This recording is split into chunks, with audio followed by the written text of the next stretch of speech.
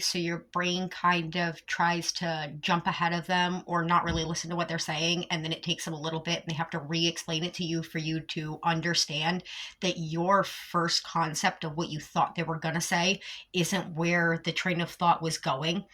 It's the same type of thing. Your brain, if you tell yourself that something coming from this person doesn't matter every time that person speaks, no matter what they say, you're going to disregard them.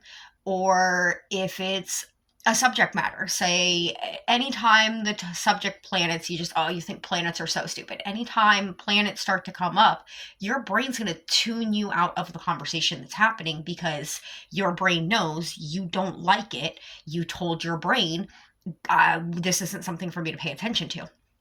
That's how it's an algorithm that you can control yourself.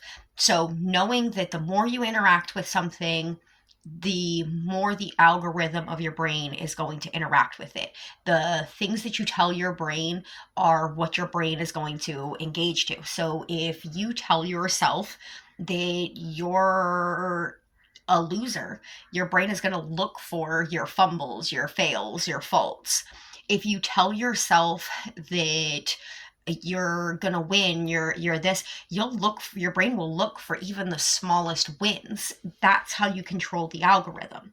It sounds stupid and it sounds just so too easy to be true, but that's really the truth of it. Our brains are algorithms. The more that you interact with something, the more your brain craves that interaction. You control how you think by what you put into your brain, by what you engage with. This was something that they kind of tried to tell us when we were younger, but it kind of went way over our heads when they were like, "Oh, don't watch them video games or play the or whatever, don't watch violence or play the violent video games. It's going to make you violent." But they, in a way, they were right. No, playing violent video games didn't make you violent, but it made your brain crave that violence in the video game. It didn't make you violent in reality, but it still made your brain conditioned to crave that particular stimulation.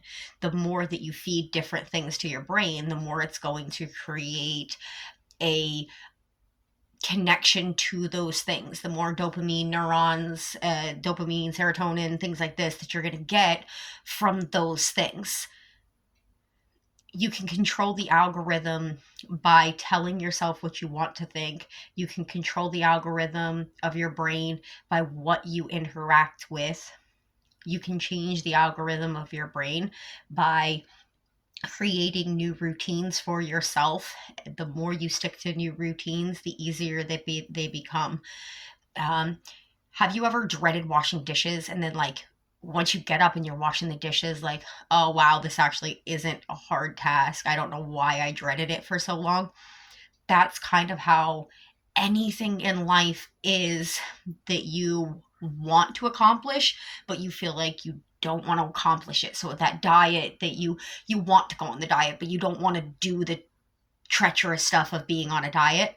Well, once you start on the diet a few weeks into it, it becomes less treacherous. Your brain is not going to torture you through everything, but it will if you continue to tell your brain, this is torturesome, this is torture, this is torture, this is torture. Your brain's going to go, okay, torture, torture, torture, torture. But your brain's not built that way. So it's not going to create the torture without you being stuck in that cycle. And if you can find a way to reprogram yourself out of that cycle in any way, whatever way works for you, you can completely get away from it to the point where you don't even have to identify with it anymore. It's a story piece from your past rather than who you are, because our brain is so ever changing like that. Imagine thinking the same as when you were in middle school. That's kind of insane, right? Like, you as an adult do not think the same as you thought in middle school. It would be pretty silly if you did. If you were a person that you didn't like 2 years away from that, it's the exact same thing. It's like 2 years out of high school, or 2 years out of middle school, or 2 years out of high school, or 2 years. It's a huge distance away from it if you allow your mind to put some distance in between it.